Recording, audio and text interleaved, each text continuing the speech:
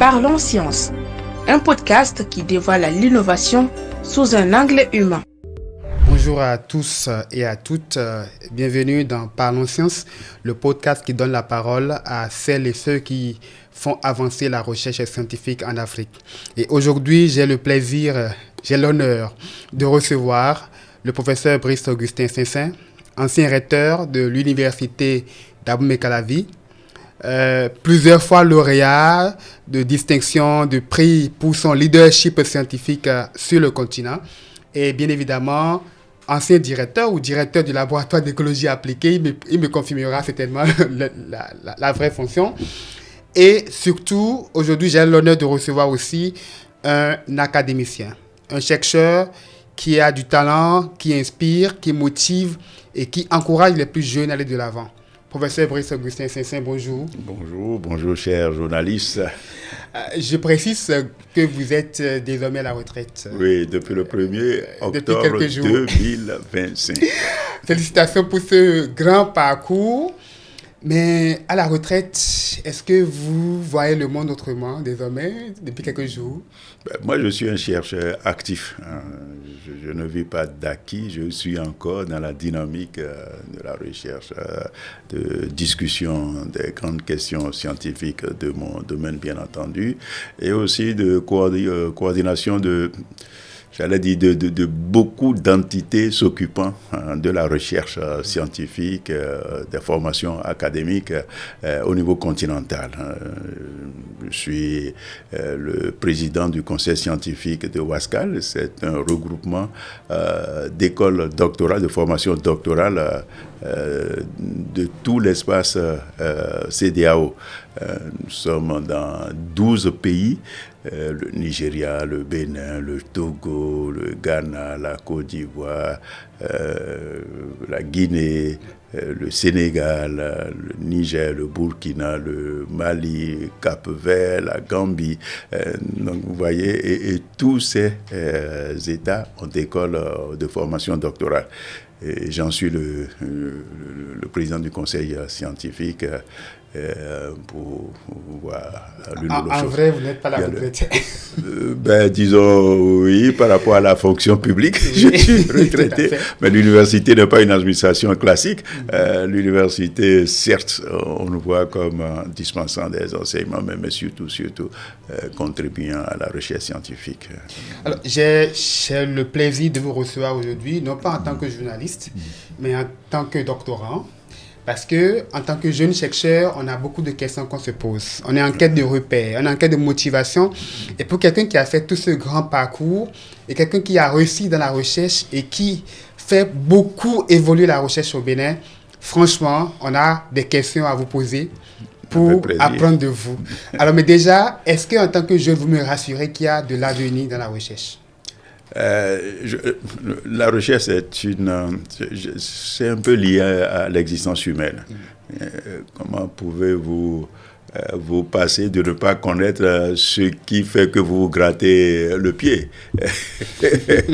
Vous cherchez déjà à comprendre quelque chose qui est là. Mais bon, en dehors de ces anecdotes, oui, il y a de l'avenir là-dedans. Parce que le monde est dans l'incertitude. Je tiens ça des politiciens, de nos grands dirigeants qui pensent que nous évoluons dans un monde totalement d'incertitude. Et quand il y a de l'incertitude, il faut alors chercher à comprendre tout au moins là où l'on est et comment se projeter dans l'avenir. Et ce sont les données scientifiques qui permettent d'avoir tout au moins des éléments de décision, de prise de décision. D'où c'est lié à notre existence. L'autre chose, un jeune qui s'engage dans la recherche, on peut dire que, il le fait certainement par passion, étant donné qu'il y a déjà beaucoup de stops ou au cours de son parcours pour trouver son gagne-pain. On n'a pas besoin d'être un docteur avant, je ne sais pas, de développer une petite entreprise, une grande entreprise, ou tout ce que vous voulez, d'être dans les affaires. Non, je ne pense pas. On n'a pas besoin de finir toutes les branches académiques avant d'avoir son officine de pharmacie et bien vivre. Donc, ça montre que lorsque je dis, moi, je veux continuer jusqu'à être un chercheur un jour, un scientifique de très haut niveau, c'est que quelque part, quand même, je suis animé d'une passion. Je repose la question parce que nous sommes dans un contexte où les priorités changent. Oui. Nous sommes dans un contexte où la géopolitique influence davantage le financement de la recherche. Et on a le besoin de développement, on a le besoin d'assurer la sécurité alimentaire. Et donc, on se dit, mais pourquoi investir 10 milliards dans la recherche alors qu'on a besoin de 10 milliards pour l'eau potable? Mais est-ce que dans ce contexte-là, le jeune chercheur peut se dire, est-ce que j'aurai des moyens si je m'engage dans cet élan-là, par exemple? Oui, c'est-à-dire, détrompez-vous. C'est plutôt lorsque les grandes économies, ou les économies d'une manière générale, sont au creux de la vague, qu'on dit, coupons les budgets partout, sauf dans l'éducation supérieure, l'enseignement supérieur, plus précisément, sauf dans la recherche. Parce que qu'est-ce qui va vous aider à émerger demain lorsque les vagues vont baisser? C'est la recherche. Ce sont de nouveaux produits, de nouvelles idées que vous convertissez en technologie et vous arrivez à placer cela dans un circuit économique. Donc l'innovation, c'est ça qui va vous permettre de sortir la tête de l'eau. Donc la recherche...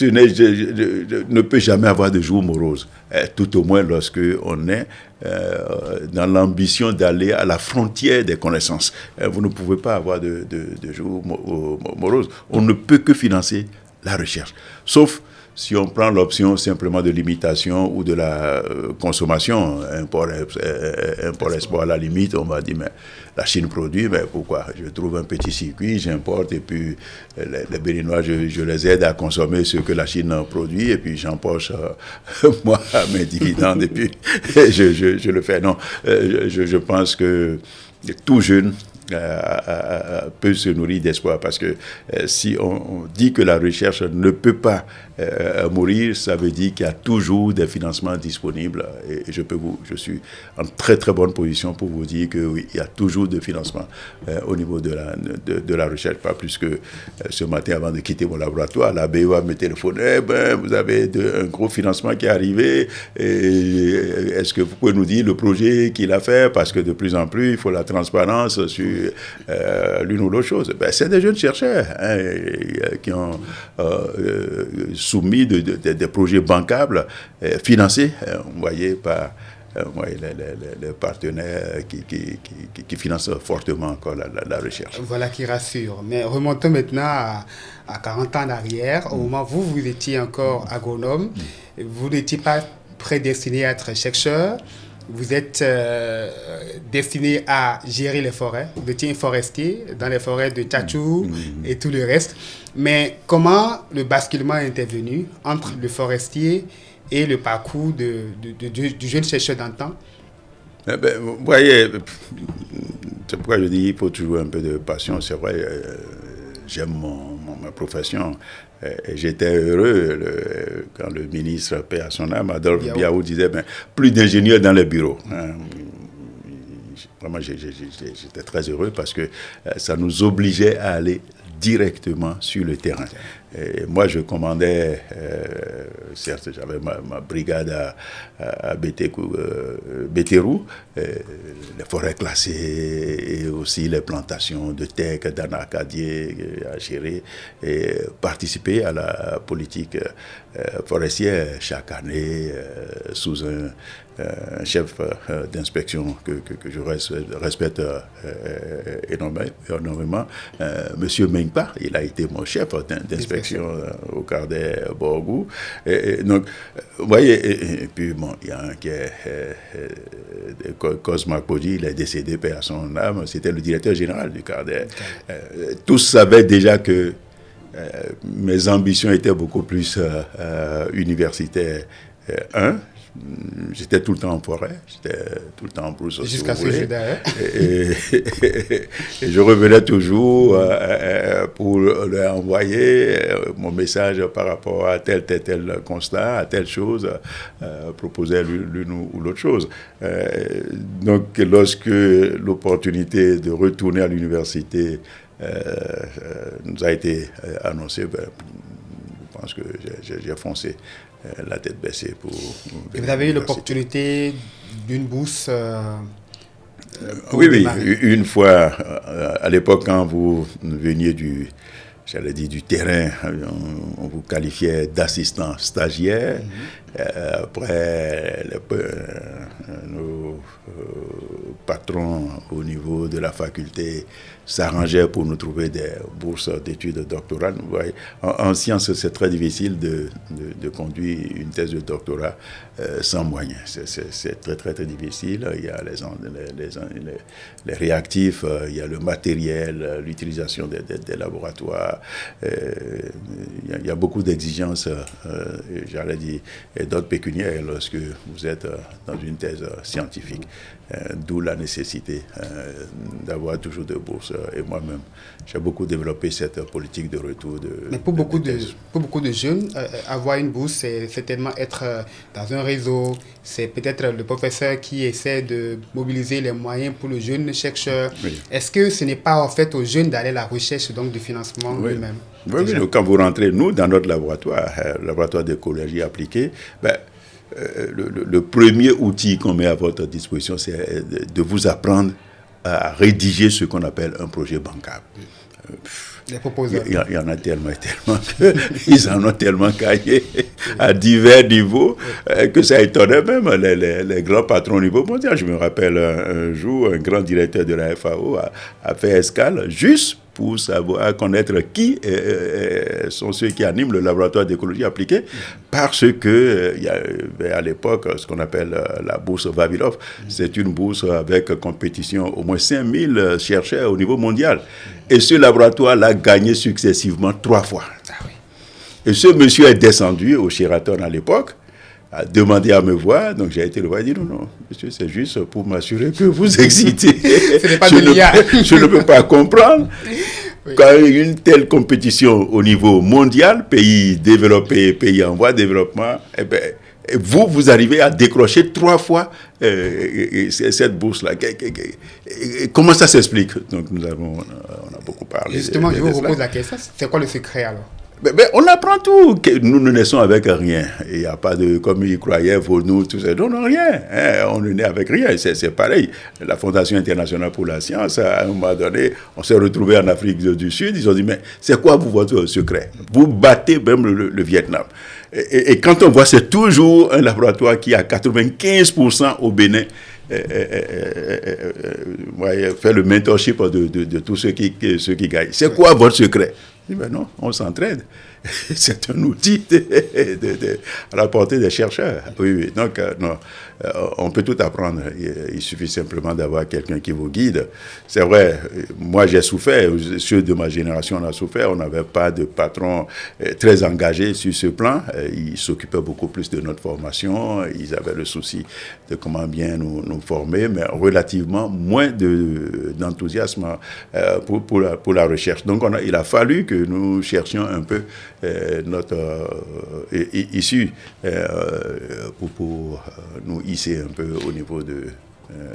Mais déjà dans le contexte actuel, quels sont les meilleurs profils ou quels sont les profils qui marchent sur le marché, qui sont beaucoup plus compétitifs? Est-ce que quand je sors titulaire d'un master, je dois beaucoup plus me lancer dans l'écriture d'un premier papier scientifique? Est-ce que déjà je cherche un stage dans un laboratoire? Comment je définis mon profil pour avoir la chance d'être sélectionné pour ces opportunités de chercheur? La science, c'est un peu comme l'argent. Hein. On dit que l'argent ne va qu'aux riches. Hein. As-tu jamais vu un financier courir derrière un pauvre pour dire non, en science, c'est les idées.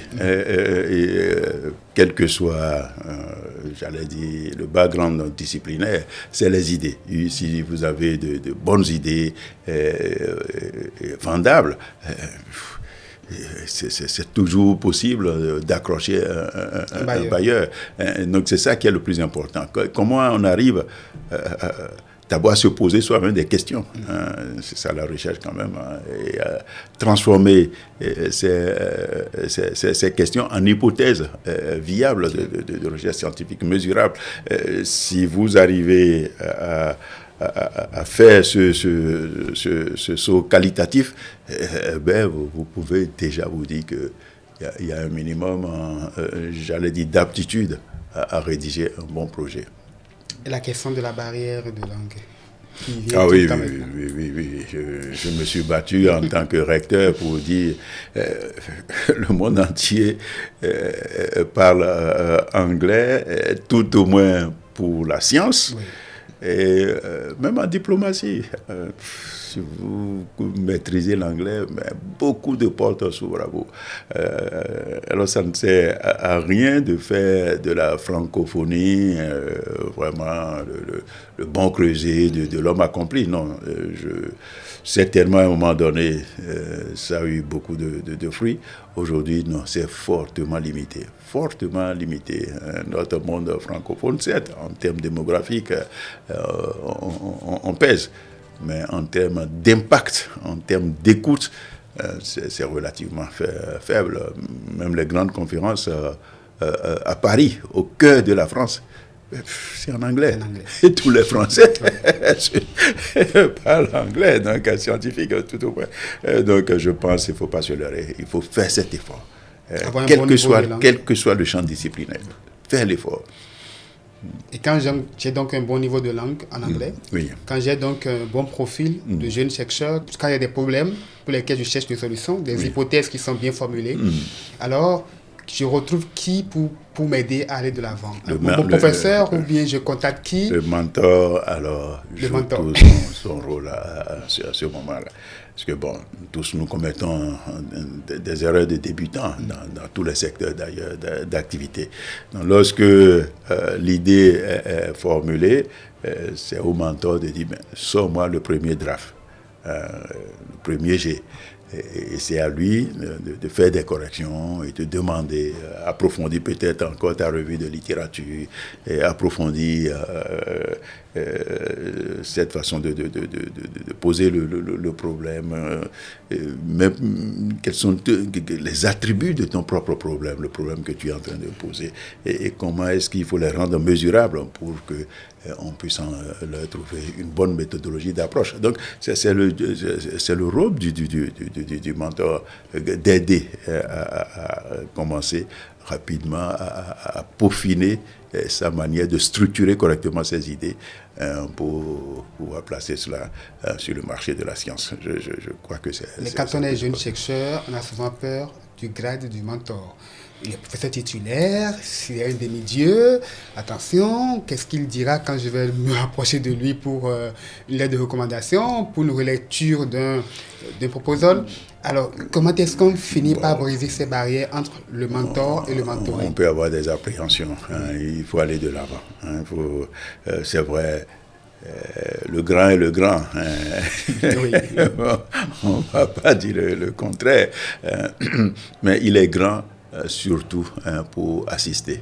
Et il est grand parce qu'il a beaucoup d'expérience, il en a vu passer pas mal, il sait comment s'y prendre,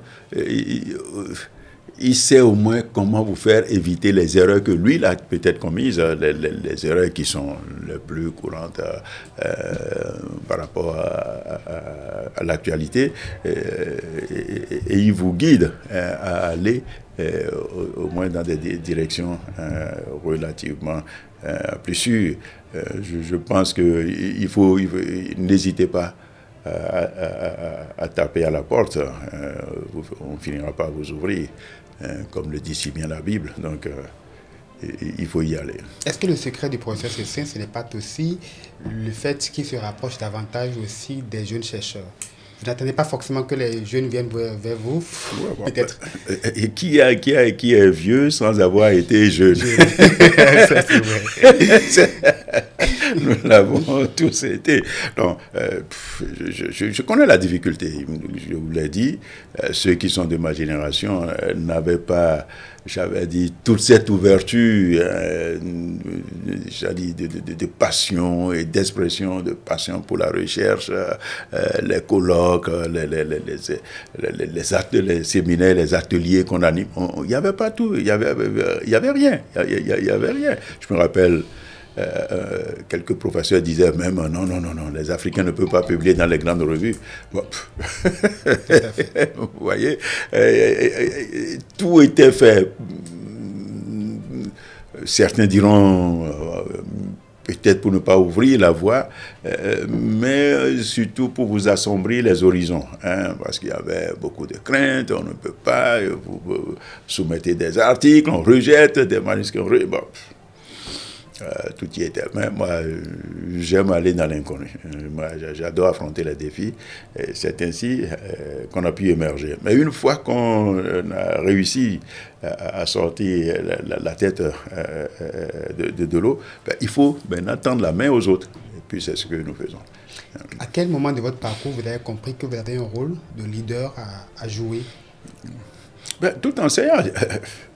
À quoi ça sert de se qualifier professeur si on n'a pas formé quelqu'un pour la relève? Professeur, c'est professer. Tu professes pour faire entrer des connaissances. Et ces connaissances, c'est quoi? Le but final, c'est que quelques-uns, au moins, viennent prendre ma relève. Et ça fait plaisir. Parce que tu sens que tu as donné un background. Nous ne donnons que des backgrounds. Et la personne utilise ce background maintenant pour construit tout un empire de savoir, de techniques. Il y a trop d'exemples venant de ces backgrounds qu'on a communiqués et au bout desquels les collègues ont tressé beaucoup d'autres cordes très admirables. Et j'en suis très fier. Donc c'est cela. Nous détenons une connaissance qui ne peut être, j'allais dire, charmée comme sa petite parcelle d'habitation. Non, c'est une connaissance à partager, à transmettre, à rendre même réfutable, parce que c'est quand même ça qui permet à la science d'évoluer. Enseigner, c'est aussi inspirer alors. Ouais, inspirer le jeune chercheur, inspirer l'étudiant. Oui, forcément. Mais à quel moment aussi vous pensez qu'il faut peut-être aussi laisser le jeune étudiant construire lui-même également son leadership? Moi, je viens d'un milieu éducatif où j'ai beaucoup de liberté de penser. Je pense que ça me cause d'ailleurs quelques difficultés. Parce que, j'aime toujours exposer les faits, quitte aux décideurs de prendre ces décisions.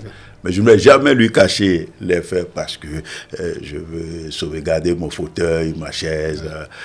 Non.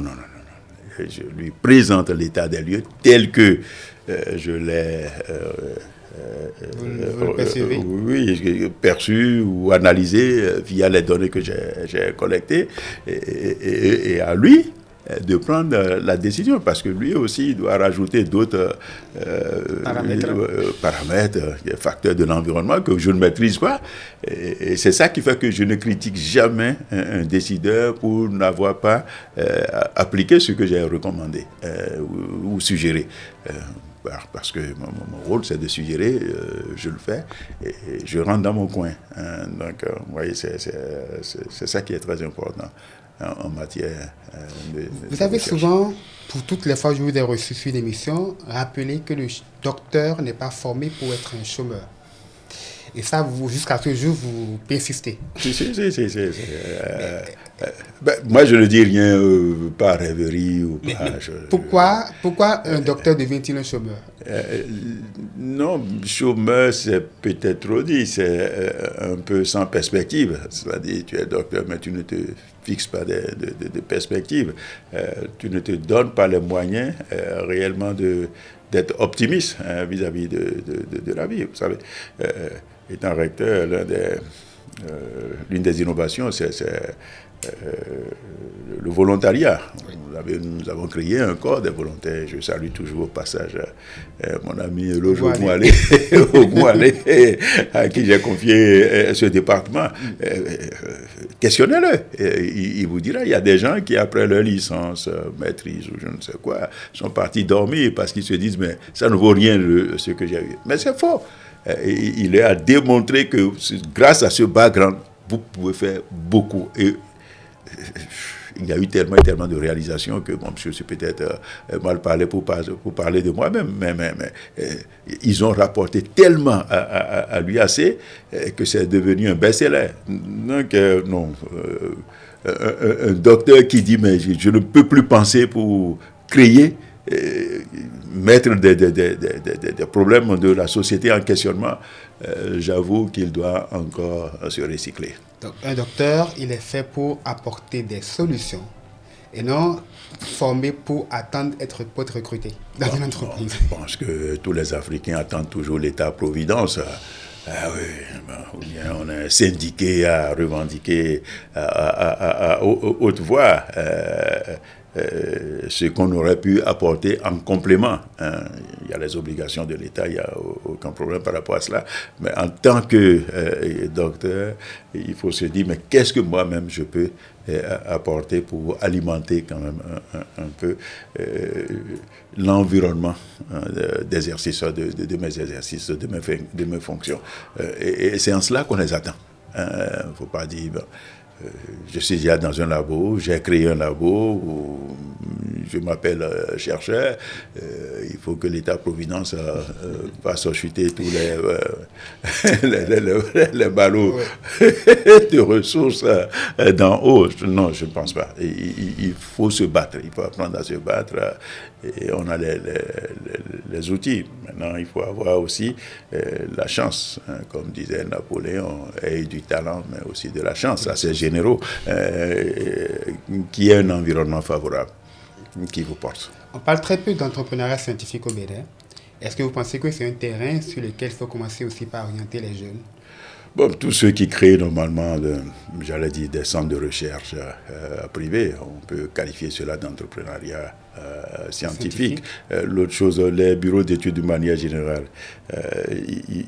il faut rester scientifique. Je sais qu'il y a encore quelques corruptions par-ci, par-là, où on ne veut pas faire le travail tel que cela se doit être. Et à la limite, tu lis certains rapports, tu te demandes est-ce que c'est vraiment un scientifique qui l'a produit. Mais... ouais, votre diplôme peut vous faire qualifier de scientifique. Quelqu'un qui a un diplôme de recherche, quelqu'un qui a suivi quand même avec rigueur des concepts de base, a été outillé dans des facs, dans des écoles. On peut dire qu'il a tout pour se faire qualifier scientifique. Mais encore faudrait-il avoir la culture scientifique. Pas la pratique, la culture scientifique. Et c'est ça qui fait la différence. Est-ce que j'allais dire dans sa respiration, dans ses actes, dans ses prises de position, dans tout ce qu'il pose comme jalon sur le terrain, est-ce qu'on lit le scientifique à travers cela? C'est ça, la culture scientifique. Quand on a la culture scientifique, on est très à l'aise. On est très à l'aise parce que lorsqu'un problème se pose, vous avez de recul. Ça peut-être venir au cours d'une nuitée, mais ça peut prendre du temps parce que nous n'avons pas la boule cristal qu'il faut tourner pour avoir la solution. Nous sommes obligés de mettre en place des dispositifs expérimentaux. Nous sommes obligés de collecter successivement par étape, par phase, des données, les analyser, les interpréter pour savoir où est-ce qu'il faut encore mettre de nouvelles idées, ainsi de suite. Donc, vous voyez, C'est ça le cheminement normal en sciences. Et partout, sur n'importe quel type de sujet, on doit le voir. Je ne peux pas collecter, par exemple, des ragots de la rue et commencer à vulgariser, n'ayant même pas pris la peine de me questionner ça vient d'où et ça tient à quoi. Et c'est ça la culture scientifique.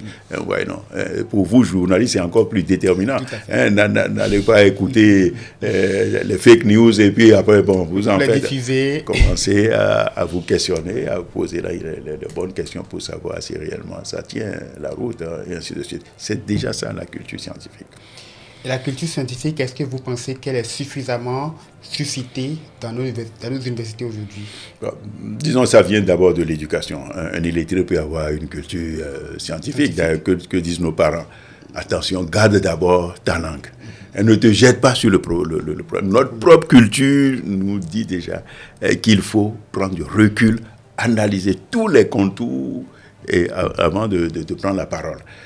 C'est déjà la culture scientifique, le recul. Lorsque quelqu'un me pose un problème, ok, si par expérience j'ai déjà la solution, je donne la solution. Mais si j'en ai pas, je dis, donnez-moi un peu de temps, je vais prendre mon recul, faire ma revue de littérature, fouiller par-ci, par-là, confronter des idées, avant de venir lui faire les propositions. Je crois que non. Les formations qu'on reçoit, c'est aussi de l'éducation. Donc, à travers tout cela, on se construit réellement sa propre personne. Son propre développement personnel devrait aussi conduire à acquérir la culture scientifique. Pour faciliter peut-être l'implication des entreprises dans la construction d'une recherche au service du développement, est-ce que vous pensez qu'il faut aussi, dans la définition des sujets, trouver le moyen que l'entreprise vienne en amont aussi? Déjà, j'ai un projet de recherche sur l'ananas, la transformation de l'ananas. Est-ce que déjà, on peut trouver le moyen d'impliquer l'entreprise dans la conception de la recherche et à la fin, l'entreprise puisse utiliser les résultats pour améliorer sa productivité peut-être? Est-ce que cette possibilité-là, on peut l'envisager désormais? Disons, comme je dis, une entreprise qui vise à être à la frontière des connaissances, même si vous dormez, cette entreprise viendra taper à votre porte. Ah oui. Parce que l'entreprise dit, moi je vais créer, je vais innover davantage. Mais ça veut dire, je veux éviter l'imitation. Je ne veux pas imiter, je veux partir. Un produit original. Voilà. Non, vous ne pouvez que aller vers les scientifiques. Bon, ceci étant dit, nous scientifiques, nous avons un problème, il faut le reconnaître. Comment mieux traduire nos résultats en langage accessible? Oui, ça je le reconnais. Mais peut-être aussi la plupart des scientifiques africains sont en avance sur l'économie, sur l'économie nationale. Du coup, comme je l'ai dit, il y a tellement et tellement ce que on appelle ici au Bénin le paquet technologique. Oui. Il y en a tellement dans les labos comme résultat de recherche, mais ce n'est pas être valorisé. Et le problème était si crucial à un moment donné que j'avais créé ce que j'appelais un peu un service d'accélération de l'introduction de nos acquis dans les entreprises. C'est vrai, j'étais recteur, je n'avais pas toujours tout le temps nécessaire pour expliciter à mes collègues, les collègues que je retenais, la trajectoire de mes pensées. Mais l'idée, c'était quoi? C'est que la plupart de nos entreprises, désignées comme telles, vivent d'acquis. Ils sont un peu dans l'imitation, comme je dis. Donc, lorsque nous fabriquons un paquet technologique, comment faire pour aller loger cela au sein de l'entreprise et en lui évitant le risque d'engager des moyens et d'échouer. Parce que, en fait, c'est souvent ça le problème. Et moi, à l'université, je disais, mais le rectorat devrait réserver un fonds pour soutenir cela. Et j'avais fait ces réserves-là. Considérer ces réserves, me disant, s'il y a une telle technologie, et nous pensons que ça peut donner quelque chose, je suis prêt à financer une partie du risque avec une entreprise donnée. Et encore faudrait-il trouver une courroie de transmission pour cela. Donc j'avais eu cette difficulté. Ce n'était pas une innovation. Les grands pays, non. Beaucoup de ce genre c'est qualifié de diverses manières pour aider les entreprises à minimiser les risques de développement de nouveaux produits et partager, quitte à ce qu'après, s'il y a des bénéfices, on partage cela. Voilà à peu près comment on peut le faire. Mais normalement, c'est simplement le niveau de développement de nos entreprises. Ils sont beaucoup plus dans l'import-export ou quelque chose qualifié comme tel. Ils ne sont pas tellement dans le besoin d'affiner ce qu'on fait. Même, je vois beaucoup d'entreprises dans la transformation agroalimentaire. Ils devraient toujours rechercher les meilleurs goûts, les meilleurs arômes, les meilleurs ceci. Oui, parce que nous ne sommes pas encore au top. C'est vrai, il suffit que je mette quelque chose, je dis jus d'orange local que tu vas boire. mais on peut encore travailler cela de meilleure manière. Vous voyez, non? Donc, je crois que c'est la responsabilité, certes, c'est de la part de la communication scientifique, que nous n'avons pas toujours, et aussi de la diplomatie scientifique.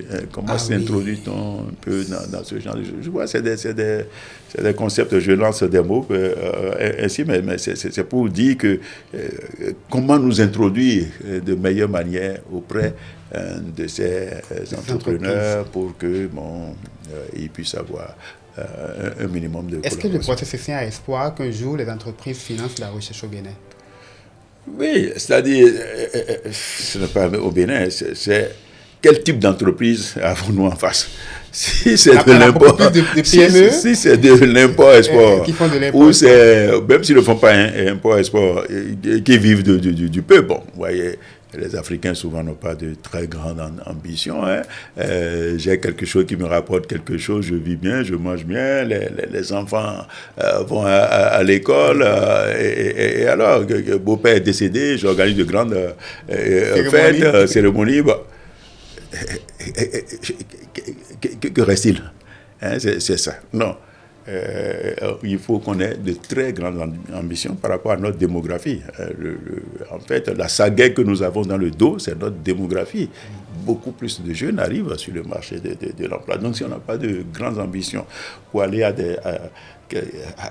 l'industrialisation, aux grandes entreprises avec de grands capitaux, on ne pourra pas absorber cette main-d'œuvre qui est là. Ce n'est pas du tout une question de formation. Non. Ce n'est pas du tout une question. C'est le débit des diplômés. Oh, ils sont mal formés. C'est faux. Si un marché est demandeur, même si vous êtes mal formé, on va vous reformater au sein de l'entreprise, à l'idéologie, à la philosophie de l'entreprise, et vous serez performant.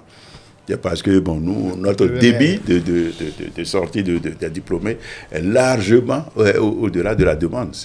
Je crois que c'est l'essentiel du problème. Est-ce que, pour limiter aussi l'échec des jeunes chercheurs, est-ce qu'il ne faut pas institutionnaliser le mentorat à l'université?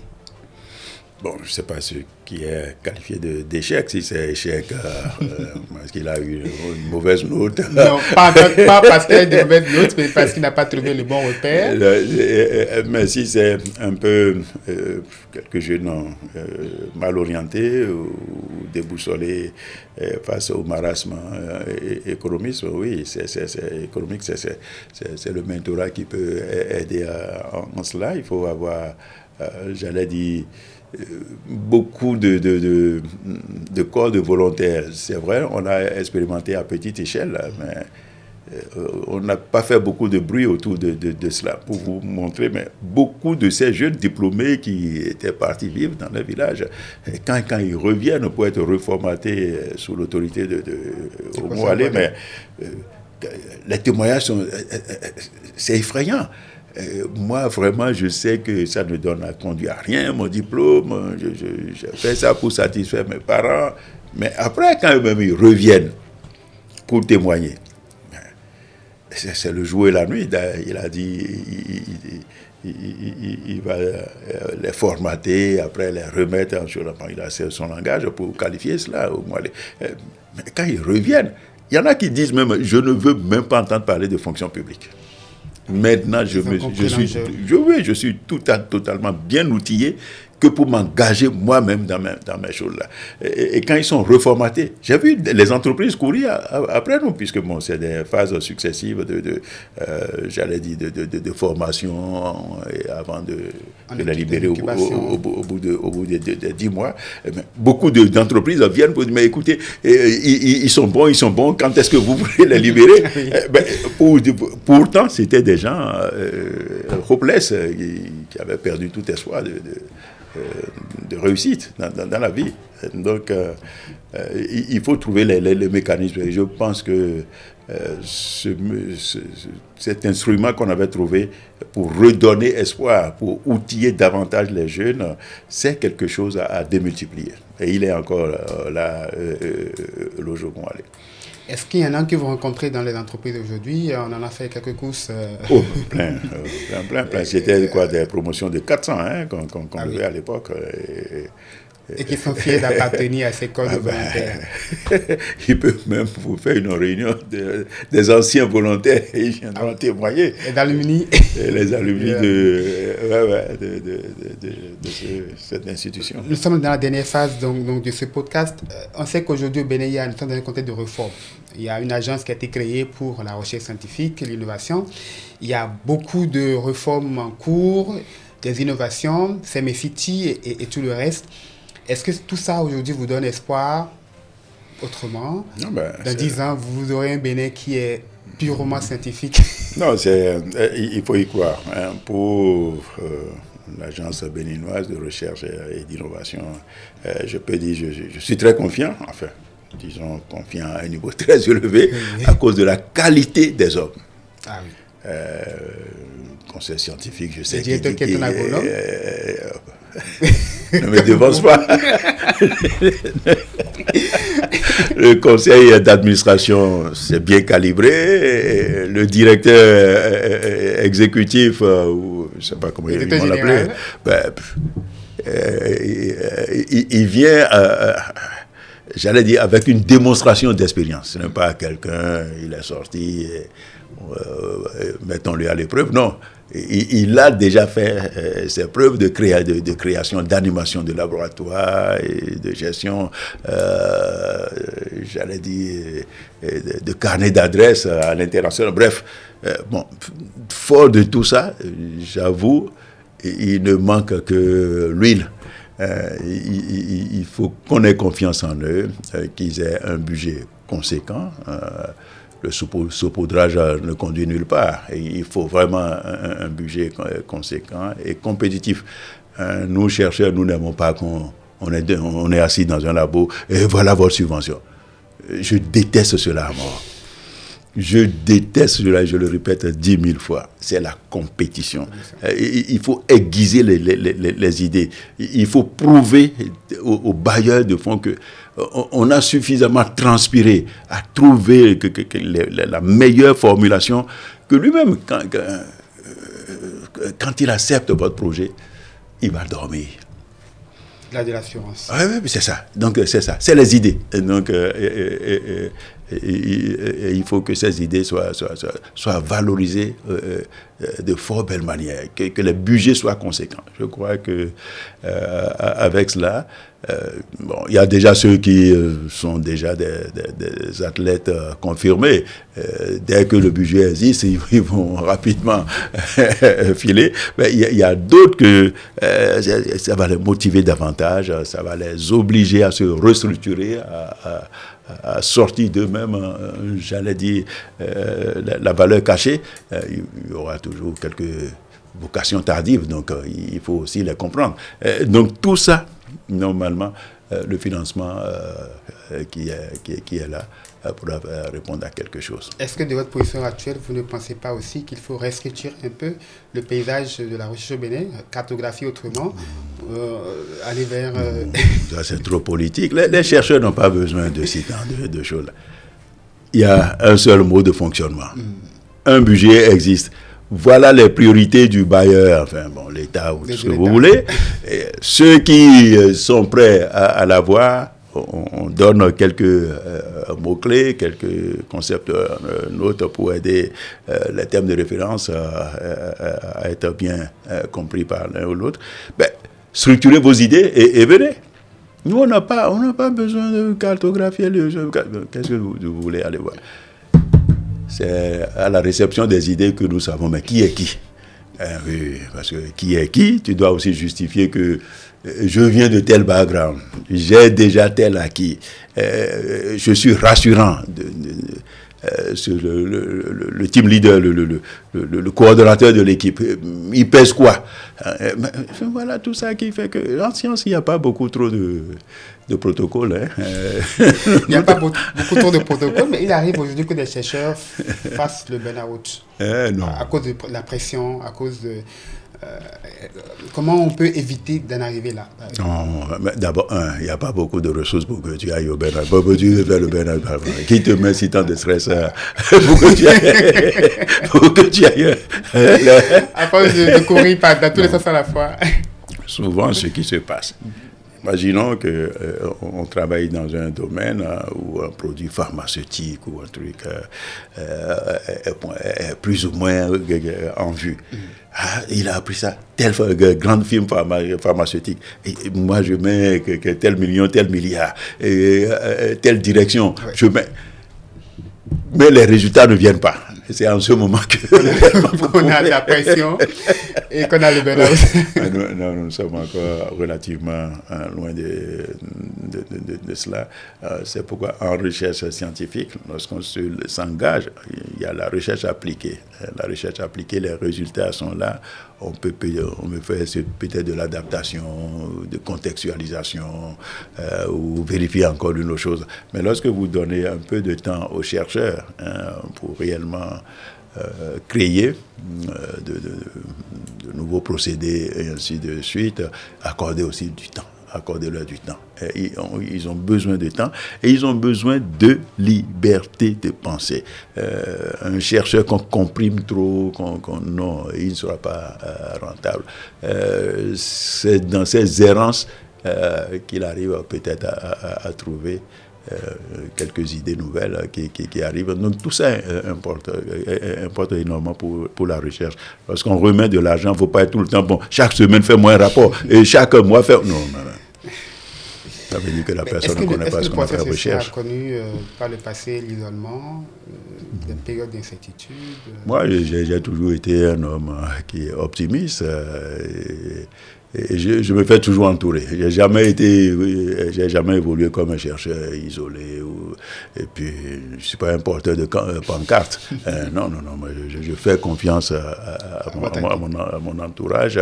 Et tu vois, j'aime la synergie. C'est vraiment ce qui me caractérise. J'aime la synergie dans les efforts. Et j'évite les petits problèmes de personnes, quand il y en a. Je quitte cet espace et je vais là où je peux évoluer de façon zen. Alors, votre caméra, il est de ce côté. Je vais vous demander un petit exercice pour tous les jeunes chercheurs qui ont envie de grandir comme vous, qui ont envie de rayonner comme vous, qui ont envie de faire comme vous. Vous leur direz quoi du fond de votre cœur? Non, je pense, comme nous l'avons suffisamment brossé, la recherche, c'est de la passion. 2, quand on est passionné, il faut trouver aussi les cadres porteurs, je veux dire environnement. Il faut que l'environnement soit aussi porteur pour faciliter un peu la tâche aux jeunes. L'idée n'est pas de suivre pas à pas là où le patron, le mentor, le maître a posé ses pas. Non. Si vous le suivez rigoureusement pas à pas, vous n'allez rien découvrir, puisque vous êtes juste derrière lui. Mais c'est d'avoir de la passion par rapport à ceux qu'on choisit d'être. Et vraiment, c'est la recherche, c'est comment faire pour que la science avance grâce à votre propre contribution. Il est nécessaire d'être un homme passionné pour réussir. Et il faut toujours aussi un peu de chance pour avoir les bons hommes sur votre chemin comme encadreur, comme mentor. Merci beaucoup, professeur, pour ce rendez-vous très riche d'échanges et inspirant aussi à la fois. Et je retiens surtout que la recherche, ce n'est pas une tour d'ivoire, c'est une aventure collective. Le leadership permet de faire grandir les jeunes chercheurs et pour qu'ils deviennent aussi de grands talents comme vous. Vous l'aviez été, comme vous demeurez aussi. Et je veux aussi dire que vous avez joué un très grand rôle dans la vie de beaucoup de chercheurs, de centaines de chercheurs aujourd'hui qui nous suivent. Et je voudrais peut-être, pas en leur nom, mais je vais au moins profiter pour vous témoigner de leur gratitude aussi. Parce que franchement, vous êtes une référence pour le Bénin. Merci. Vous êtes un patrimoine pour le Bénin. Et merci pour tout ce que vous faites. Et si ce podcast vous a intéressé, merci de vous abonner et merci de nous suivre désormais pour cette aventure qui donne la parole aux chercheurs afin qu'ils puissent exprimer leurs pensées, exprimer leur ambition et faire grandir davantage la recherche scientifique au Bénin. À la prochaine. Merci.